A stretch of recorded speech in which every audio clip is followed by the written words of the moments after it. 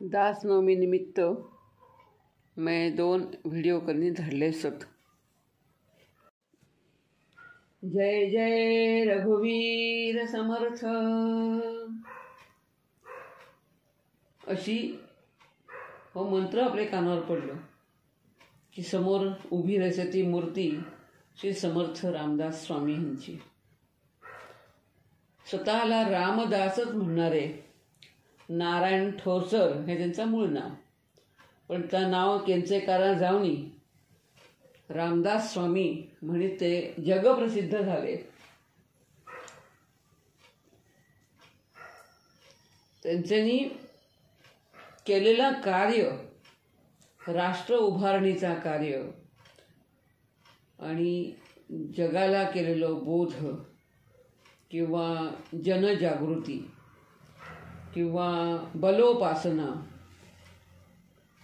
शरीर सुदृढ ठेवण्यासाठी केलेले व्यायामशाळा, मारुतीची उपासना, मारुती स्तोत्र, तर त्यांचं कार्य खूप मोठं असे म्हणजे मी सांगणे इतका म्हणजे आणि हे अगदी कमी वेळात आपण सांगू पण शक्यतो ना आणि सगळ्यांना ज्ञातच आहे।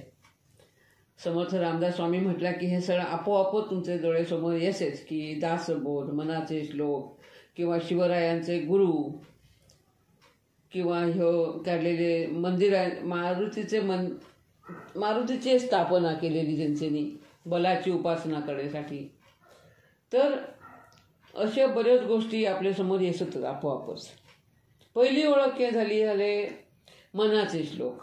लहानपणातच आम्हाला 1ली, 2री, 4थी पर्यंत जी शाळा असली त्याच्यामध्ये मनाचे श्लोकांची आम्हाला कविता असत सगळी। मना सज्जना भक्तिपंथेची जावे, तरी श्रीहरी पावी देतो स्वभावे,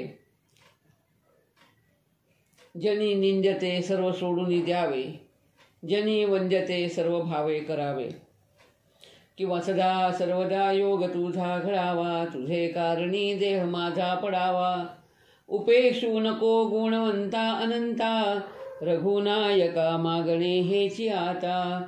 जय जय रघुवीर समर्थ। हे इतके वेळा आपण तरी ही प्रार्थना देवासमोर म्हणत सगळं, भले त्याचा अर्थ कळेल न कळेल पण नकळतपणाने ते संस्कार असले ते पण वेळा। त्याच्यामुळं मग हळूहळू रामदास स्वामी म्हणजे कोण त्यांच्याबद्दल माहिती कळू लागली आणि मग मनाचे श्लोक, तर मना सज्जना, मना मना सारखे शब्द ते प्रत्येक